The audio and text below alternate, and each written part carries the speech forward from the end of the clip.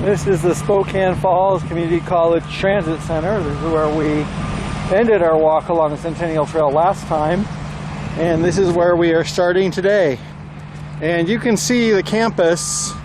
It's pretty quiet. It's not only the summer, it's actually summer after summer term. So there's no students here unless there's like some random workshop or something. So very quiet. And that serves me well. Look at that sky. Looks like that's an okay day to take a walk. This is a pretty big and very pretty community college campus, but of course this is not what I came here to see. I'm just trying to walk through to get back on the trail is the idea. The end of June, the lindens are still blooming, and I think that's a Spokane thing because of the elevation in the Willamette Valley. That would have been done last month.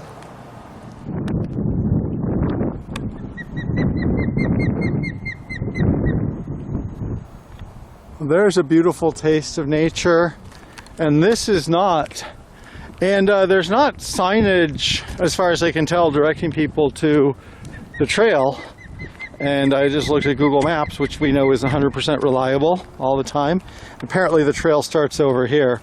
So before we start our beautiful natural experience, there is some walking through parking lots. Apparently, this is the trail to the trail. And usually, for various reasons, I don't like trying to figure stuff like this out. But okay, yeah, there's a stair. Well, there's some type of railing, so I know this is actually a trail. Okay, I hope this introduction doesn't bore people away before we get to see the beautiful landscape of the Centennial Trail. There we are. There's the Centennial Trail. It's still wide and going through a beautiful environment here. So once I get down there, I will start walking for real. Okay, well, this is where I'm going to be walking for a while. There is a slight inclination upwards in the trail right here. So the trail went downward to cross the river near Spokane Falls Community College, and now we are climbing back up. Presumably we'll be on the rim of the canyon, so to speak. And if anybody is curious, this is mile 28 on the trail westward from the Idaho border. There's a trail that goes off to the side. I don't know where that goes. We're outside of Spokane proper, more or less, so as you can see, there's probably not going to be like little neighborhood parks or something like that along the way, but I think there is access down to the river. And at some point I will be down at the river, but for now I'm following this trail. You can see down there, that is the Spokane River flowing along, and it takes a lot of twists and turns.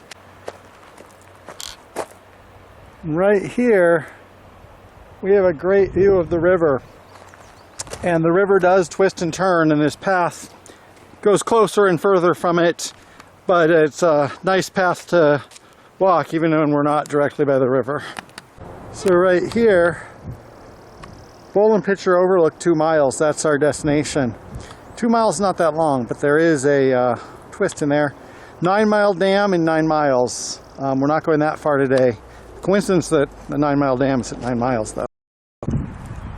We are outside of the region of little neighborhood parks, but there are things like cemeteries along the trail.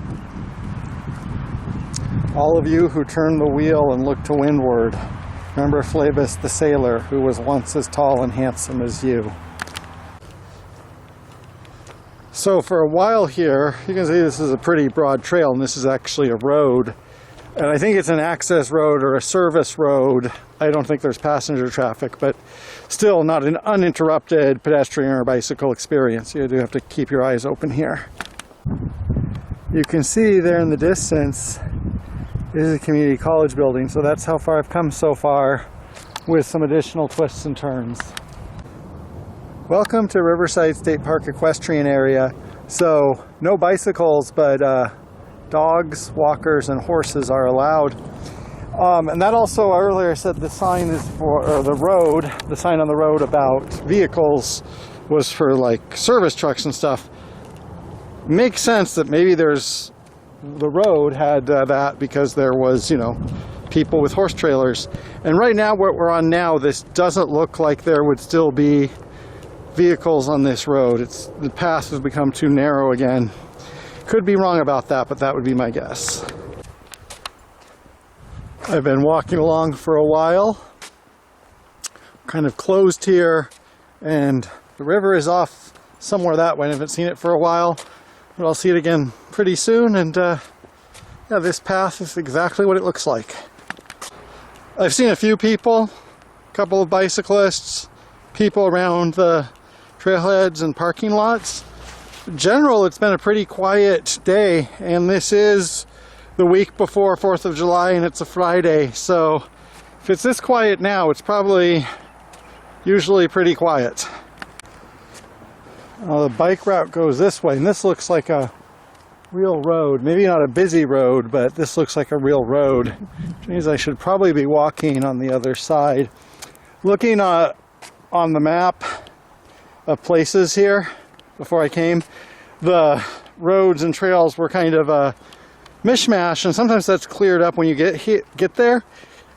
Here I've been a little bit confused a couple times about what was a road, what was a trail, what was a path, and hopefully I will return to a proper trail pretty soon. This is mile 30, so we're coming close to one of our waypoints or checkpoints on this walk. I think it might be at the top of this climb.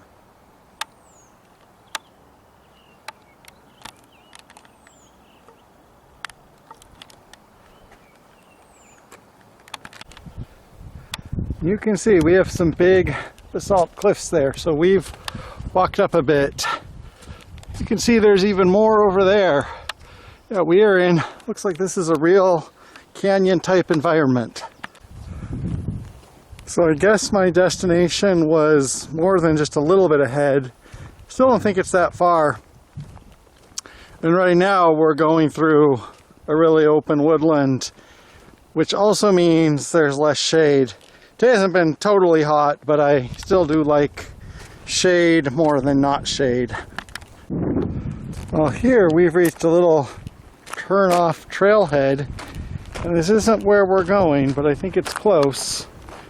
We also have a really great view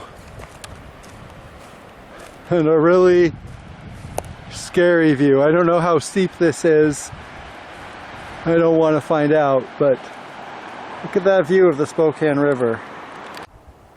So when I see signs like this, I assume they mean that's for motorists. That's a parking charge. If I am stealing $10 from the state of Washington by walking along this trail without a permit, I apologize. So I'm going to stop and look at my map, see where I am here. So I don't want to get too close to the edge, but my destination is somewhere down there. I will be crossing that bridge.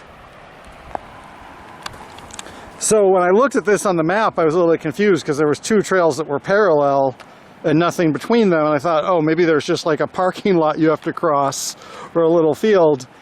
And no, it is much more of a challenge to get down there. Or I should say it's much more of a challenge to get down there safely in one piece.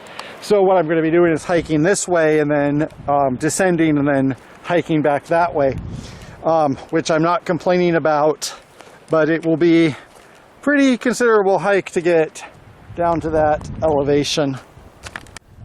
From here, along with having this beautiful river view, if we look in that direction, over that sea of pine trees we can see in the distance, when we zoom in, you can see downtown Spokane from here.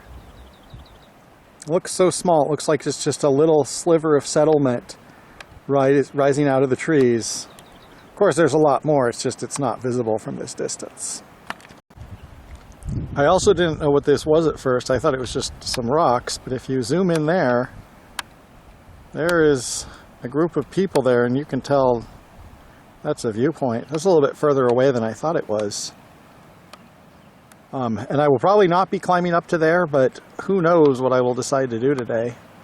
But for now, getting pretty close to doing my hike down. So this is the Bowl and Pitcher Overlook Trailhead. The Bowl and Pitcher Trail is in half a mile, and I don't know what will happen after I get there, but I guess we will find out, and I don't particularly have any creases right now.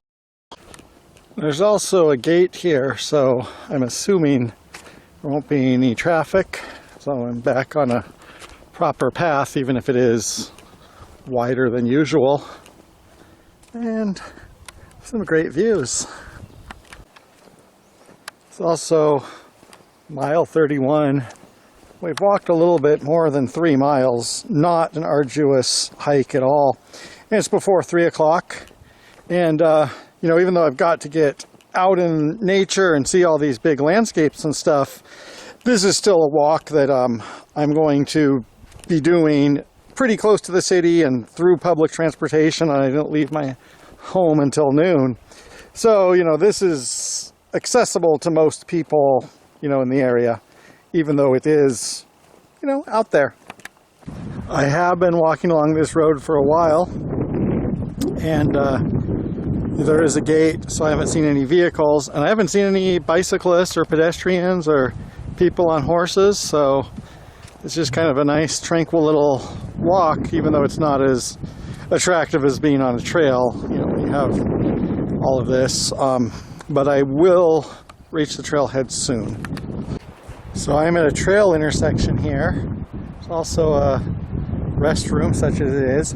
Centennial Trail continues this way, probably changes form as it often does.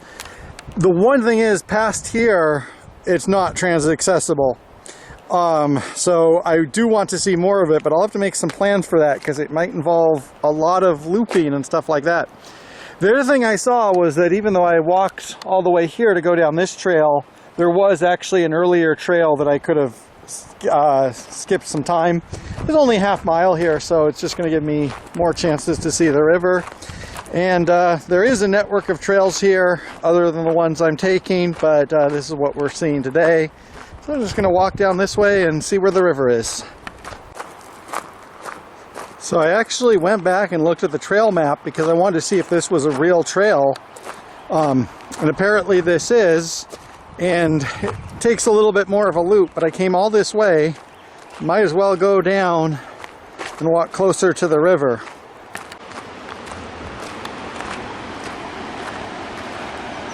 So in places the view is hidden, but you can always hear that river. It's nice to hear it as I walk by it.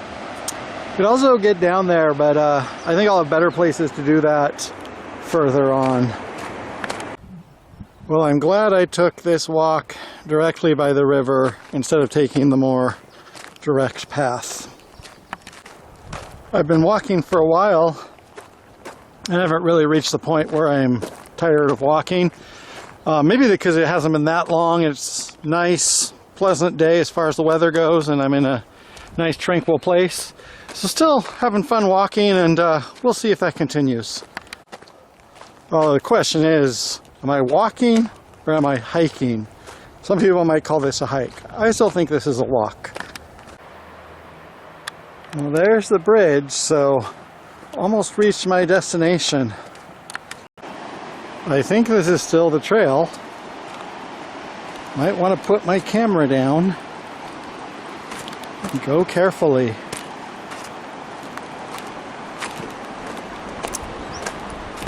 I don't think I want to go that way. Is this the way? Maybe I should backtrack. I'm a little uncertain. And thus, after a few minutes of walking on scree, the drama ends. So this trail here leads to that bridge. And this kind of concludes this part of my walk, and everything from here is returning to where I can catch a bus, is the theory. do that, I'm going to walk through this park on the other side, and I don't know how big that is and what that will entail.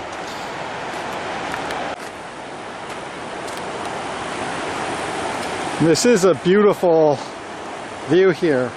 Actually, I'll say majestic. I mean, this is more than just a pleasant country stroll. This is some impressive and a little bit scary of terrain.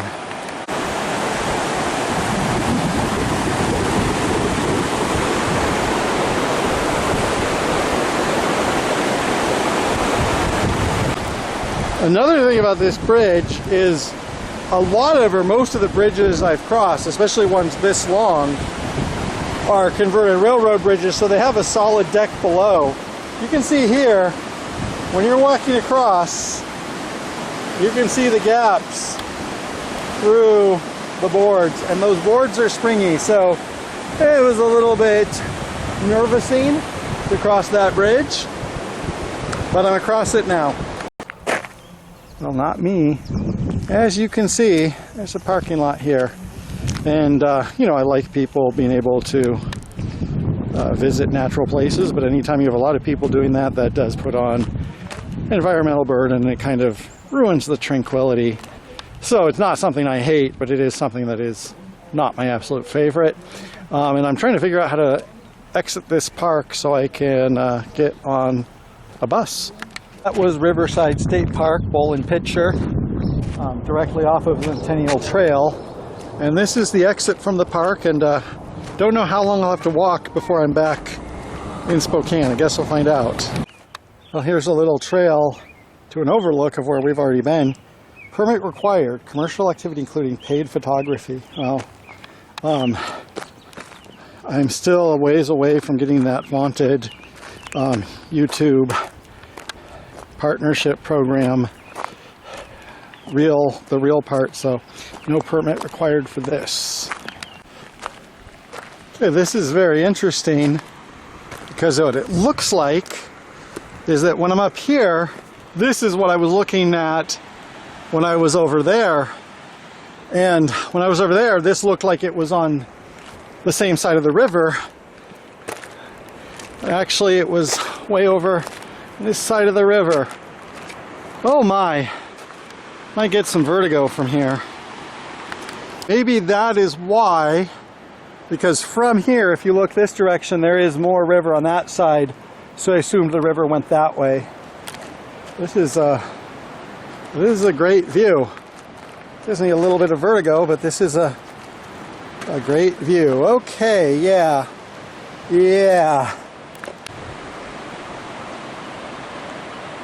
So this is accessible with a 3-minute walk from the day use parking area. So even if you don't want to hike here all this way or camp overnight, you can come and see this vantage point, and I really do think it speaks for itself, which is good because I'm getting nervous. I want to leave now. So we're out of the park and we're on a road. On a map, this is not too far from Spokane. So here's actually a revelation. In all, from Spokane Falls Community College to that park, in a straight line, I believe it is less than 2 miles. Between the bends in the river and the bends in the trail, it was more than that. But we are still not that far from suburban Spokane, but as is often the case, might take some twisting and turning to get there. And in today's video, I don't know if I showed too much or too little. You know, I made a lot of comments along the way about like when I was transferring from a park to another park to a road. And part of that is practical guide, you know, for people who want to walk this trail. Sometimes you will see those things. But also a point is a lot of times when you go out for a walk, there's a lot of stuff you have to go through. You have to go through stuff like this. Sometimes you go down the wrong road. Sometimes you think you're going down the wrong road. And it's really easy, or it would be really easy to just, you know, make a video of just the most scenic parts of that final, you know, bowl and pitcher area. But I want to show, like, you know, when you go for a walk, when you go out in nature, there's always a few surprises and stuff you have to negotiate. Even when you're pretty familiar and you've studied maps, it can be confusing. Anyway, so this concludes another part of Centennial Trail. And I might have another thing to say, but that's pretty much it for now. When I looked at this on the map, it seemed it was only a short distance between that park and to get back to the street grid of Spokane. And that is the case. What I didn't really look at was that there would be these very steep hills and fences up there. There's no road access, so I might have to walk along this road for quite a while before I can turn and get back into the city. Which is not the worst thing, especially because right now this road is quiet and I have a shoulder. But I am a little bit embarrassed that I didn't really think that through, because I've been here long enough in Spokane to know that distances can be deceptive because you have, pretty sheer canyon walls in places. Anyway, so we'll be a little bit longer, but it's late June. It's not too hot out. I have water. And I have about 5 hours before it actually gets dark, so I'm not worried, but it is a little bit annoying. So over there we have a water treatment plant, but because this is Spokane, it's architecturally interesting, and the highway continues that way. Here we have a trail. Let's see if this trail goes where I think it goes and where I want it to go. Right now I can't really tell whether this trail is rising and going where I want to, or alternatively maybe it's going to run parallel to the road and then go back down to the road, which wouldn't be terrible, or it's going to dead end and I'm going to have to walk back. There's also a fence down there. Don't know where I am or if I should be here. And all of this is only, a quarter mile from a bus stop or whatever. Doesn't mean I'm not a little bit nervous because I don't know where I am or where I'm going. Two things. We have risen quite a bit. There's another path there.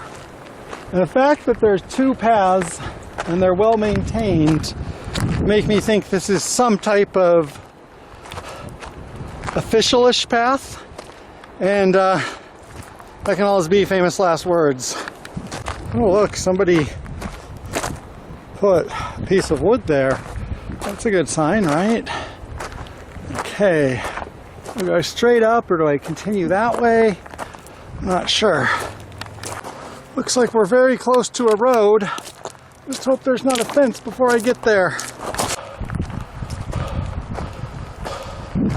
Well, this looks like some type of park and I can get to the road. And I'm assuming there's a bus along here.